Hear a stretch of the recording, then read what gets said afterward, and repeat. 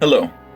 Pardon me, I was pondering life's great mysteries. You know, questions like, what comes first, a compressor or a volume pedal? A delay or an amp? The chicken or the egg?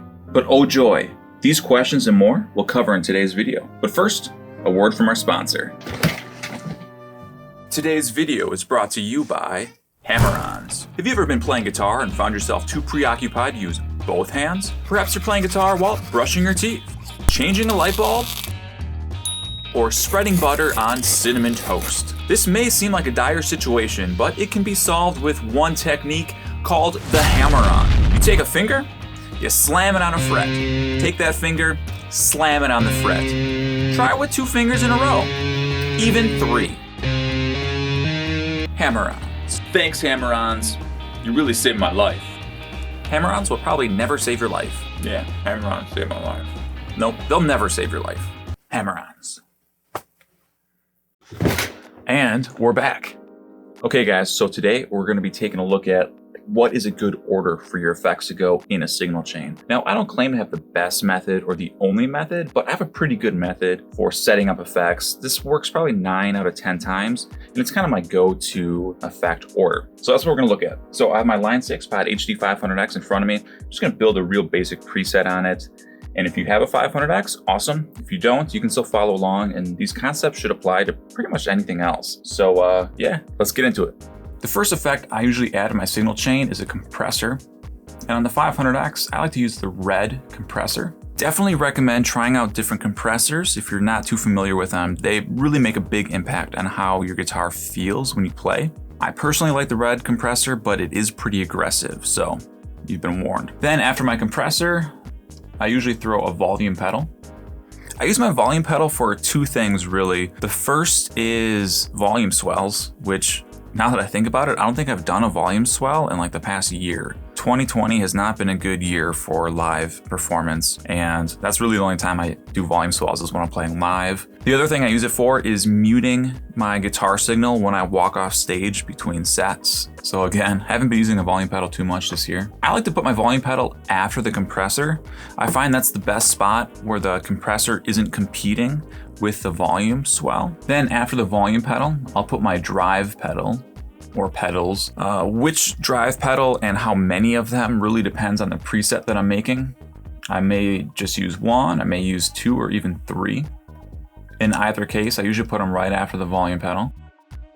You could also put your volume pedal after your drive pedals. If you're someone that likes to do a lot of volume swells, I recommend trying both ways. If you put your volume pedal after your drive pedals, your volume swells will be more gritty and distorted throughout the entirety of the swell. If you put your volume pedal in front of your drive pedals, your volume swell will have a clean onset and then will get more gritty as the swell progresses. Totally up to you which way you like it. But for the effects that go between my drives and my amp model, it's a little bit of a kind of wild card what can go here. Usually I'll throw in like my modulation effects. So I might throw in like a chorus or flange. I may even throw in an analog delay. Let's skip ahead and talk about what I put after the amp. So stereo effects definitely have to go after your amp model, and they also have to go after any other mono effects as well. Anytime you run a stereo effect through a mono effect, it gets converted to mono. So the very last effect usually is always reverb for me. And then before the reverb, but after the amp, could also go a delay pedal. But when it comes to things like chorus or delay, sometimes it's fun to experiment and just try out putting them in different spots. If you run a delay in front of your amp model, it'll be much grittier, a little more raw or lo-fi sounding. But if you run your delay after your amp model, it'll be much cleaner sounding, much more pure repeats. Really just depends on the tone that you're after. The effects that I put after the amp model, think of these as, these are the effects that you would usually put in an effects loop if you're running a real amp. Okay guys, this is my basic go-to preset. This is generally how I set up my effects. Now, there's some more advanced options you could do. I mean, you could run stereo amp models. You could do like a 4 cable method with a real amp. You could insert like an effects loop. You could get a lot more advanced with the routing, but start here, see what you think, and start experimenting with the order of this stuff and just build from this point.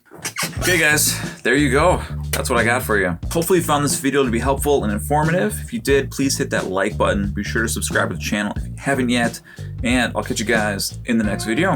Until then, see you later. Jeez, I didn't even play guitar in this video. Here, let me play one note. I gotta play at least one note. What note should I play? Let's play high D.